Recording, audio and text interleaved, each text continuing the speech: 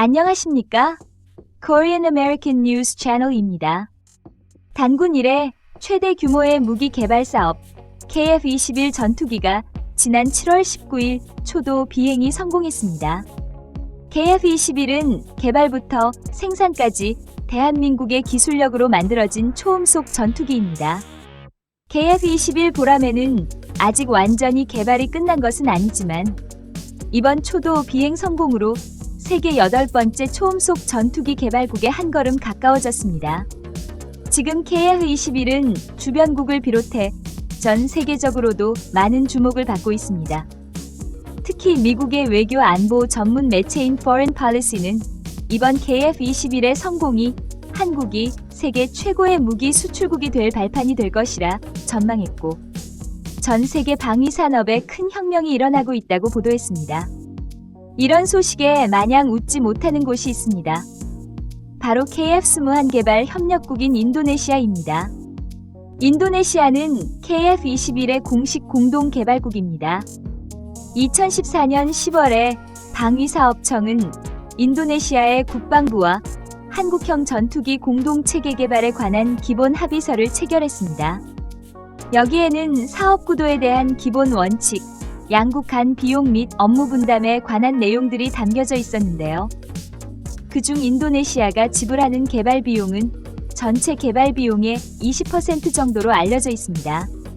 하지만 인도네시아는 지금까지도 개발 비용을 지불하지 않고 있습니다. 사정이 어렵다며 일부는 현물로 지급하겠다고까지 다른 제안을 밝혔지만 여전히 이행되지 않았습니다. 2022년 8월 현재 인도네시아가 지금까지 납부한 금액은 약 한화 2,290억 원, 체납액은 약 8천억 원으로 추정입니다. 심지어 2021년 재협상에 따라 감액된 1,000여 억 원을 제외하고도 추가로 납부해야 할 금액은 약 5,800여 억 원으로 이 추세대로라면 전액 체납이 예상되는데요. 여기서 어처구니가 없는 것은 한국에 줘야 할 분담금은 주지도 않은 채 뒤로는 프랑스의 라팔 전투기를 구매하기 시작한 것입니다. 이게 어떻게 된 일일까요? 인도네시아의 프랑스 전투기 구매는 6대를 시작으로 전투기 계약에 급물살을 탔고, 플로랑스 파를리 프랑스 국방부 장관은 인도네시아를 직접 방문하기도 했습니다. 이후 한국은 인도네시아에 체납된 분담금을 줄 것을 요구했지만 인도네시아는 자국의 언론을 통해 한국이 인도네시아의 데이터를 훔쳤다라는 말도 안 되는 날조된 주장을 하며 언론 플레이를 하기 시작했습니다. 이어 자신들이 동남아 시장의 주축임을 강조하며 한국은 인도네시아가 없으면 동남아시아에 전투기를 수출할 수 없다며 동남아 시장을 의식한다면 더 이상 자기를 자극하지 말라는 식의 태도를 보였습니다. 대한민국이 추후 KF-21에 탑재할 스텔스 터보팬 엔진을 공개했는데요. 이후 인도네시아는 입장을 바로 바꿨습니다. 이 터보팬 엔진은 열을 효과적으로 배출해 적외선 추적 장치에도 잘 보이지 않아서 열 추적 미사일을 피하는 데도 효과적인 성능을 보일 수 있을 것으로 알려져 있습니다. 더불어 초음속 공대함 미사일, 극초음속 미사일도 장착이 될 수 있다는 소식에 인도네시아는 급하게 조종사와 기술진을 한국으로 파견했습니다.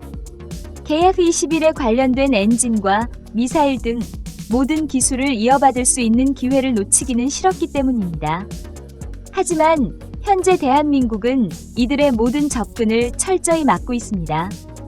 KF-21에 관련된 기술은 물론 실제 시험 비행과 관련된 정보조차 주지 않고 있다고 합니다. 그럼에도 불구하고 인도네시아는 계속해서 한국의 접근을 요청하고 있는데요. 물론 분담금은 아직도 지불하지 않았습니다.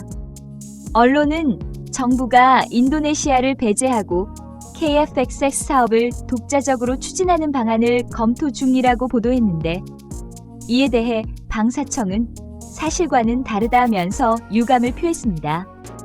인도네시아가 협상력에서 우위를 차지하기 위해 자국 언론에 언플을 하고 공식적으로는 부인하는 행위를 여러 번 해왔는데, 역으로 이 기사는 인도네시아의 그런 행동들을 더 이상 참지 못하고 무언의 압박과 제동을 걸기 위한 의도로 쓰여진 기사일 가능성도 있습니다.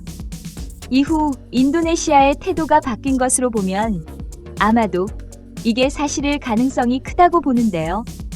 실제로 인도네시아를 배제하는 상황이 와도 별 문제가 없을 정도로 순조롭기 때문에 가능합니다. 윤석열 대통령과 조코 위도도 인도네시아 대통령이 지난 7월 28일 용산 대통령실에서 윤석열 정부 출범 이후 첫 정상회담을 열었습니다. 하지만 인도네시아가 연체하고 있는 8천억 원의 미납금에 대한 해결책은 없었습니다. 업계에선 정상회담 과정에서 미납금 문제를 매듭지어야 한다고 봤지만 제대로 된 논의가 이루어지지 않은 만큼 한국 항공우주 산업으로서는 속이 상할 수밖에 없는 상황입니다. 윤석열 대통령은 28일 용산 대통령실에서 조코 위도도 인도네시아 대통령과 1시간가량 정상회담을 했다고 전해집니다. 윤 대통령은 지난해 요소수 수급난 해결 과정에서 인도네시아가 적극적으로 협력해 주신 것을 감사하게 생각한다며 경제가 안보고 안보가 경제인 시대에 양국 간 경제안보 협력이 매우 중요하다고 말했습니다. 위도도 대통령은 한국과 인도네시아 관계가 매우 강하다고 생각한다며 협력이 증가할 수 있는 기회가 아직 많다고 화답했습니다. 하지만 핵심 의제가 됐어야 할 KF-21 분담금 문제는 정상회담에서 주요 의제가 되지 못했습니다.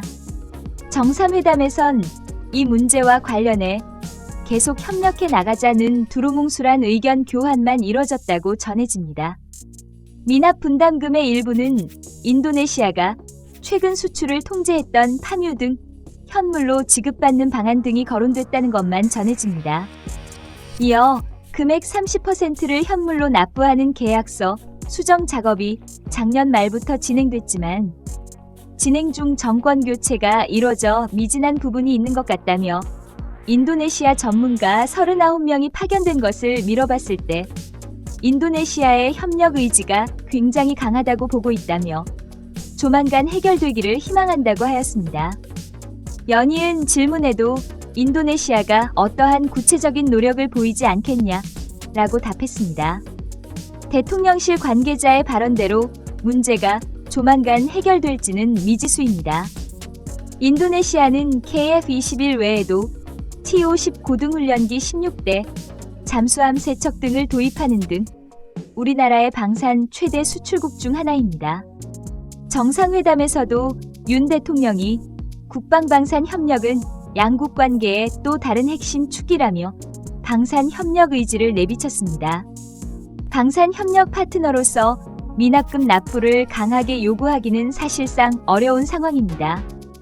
인도네시아는 현재 기본적인 분담금조차 지급하지 않고 뒤로는 프랑스 라팔 전투기를 매입하고 있습니다. KF-21의 핵심 기술력은 놓치기 싫어서 언론 플레이를 펼치며 자국의 연구원까지 파견하며 대응하고 있습니다. 적어도 KF-21에 대한 접근을 요청하기 전에 해결이 되지 않은 분담금부터 먼저 해결하는 것이 원칙이 아닐까 생각됩니다. 많은 대한민국 개발진이 수년간 피땀 흘려 일궈낸 훌륭한 자주국방 기술들을 부디 정당한 대가로 잘 지켜나가기를 바랍니다. 오늘 뉴스 여기서 마치겠습니다. 다음에 더 좋은 뉴스로 돌아오겠습니다. 구독과 좋아요는 큰 힘이 됩니다. 감사합니다.